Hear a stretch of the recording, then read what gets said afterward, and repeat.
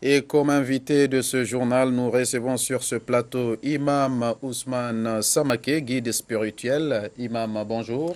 Bonjour, En tout cas, merci de répondre à notre invitation, Imam. merci. Imam, la campagne pour les communales tire à sa fin. En tant que citoyen, comment avez-vous vécu cette campagne électorale? Bismillahirrahmanirrahim. Cette campagne électorale est en train de se passer globalement dans la paix, dans la sérénité. C'est cet esprit que nous observons depuis l'ouverture des campagnes jusqu'au jour d'aujourd'hui. Et nous espérons que les choses vont continuer à s'améliorer dans ce sens jusqu'à la tenue des élections. Et Imam, nous venons de suivre tout à l'heure ensemble cet élément qui parle un peu de tripatouillage, c'est-à-dire des élections qui s'annoncent un peu crispées avec des tentatives de tripatouillage, comme l'a dit le candidat de CAF tout à l'heure. En tant que guide spirituel, quelles sont les consignes d'apaisement que vous avez à lancer? Les consignes d'apaisement que je lance à la classe politique de notre pays est de garder en souvenir les conditions dans lesquelles les dernières élections présidentielles et législatives se sont déroulées dans ce pays.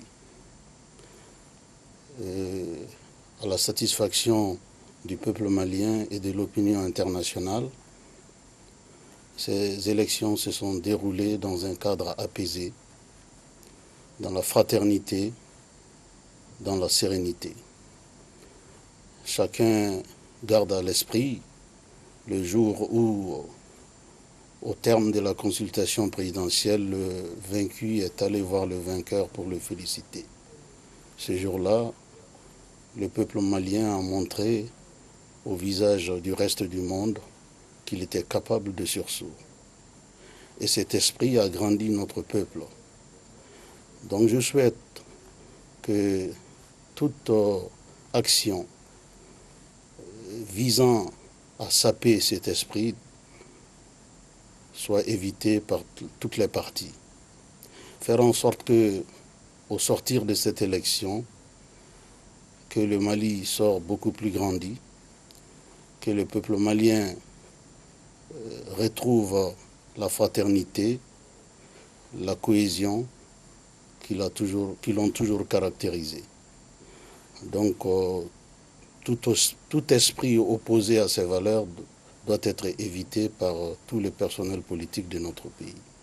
En tout cas, merci Imam pour cet appel, mais en parlant des communales de façon religieuse, quel doit être le profil type des maires idéales selon la religion musulmane? Un maire est un personnage consensuel choisi par la cité, par la communauté, pour gérer ses affaires courantes. Donc cet esprit ne doit jamais s'éloigner de l'élu qu'est le maire. Que le maire comprenne qu'il est d'abord au service de sa population, qu'il est le premier serviteur de sa population, qui doit servir sa population en priorité et non de se servir de sa population.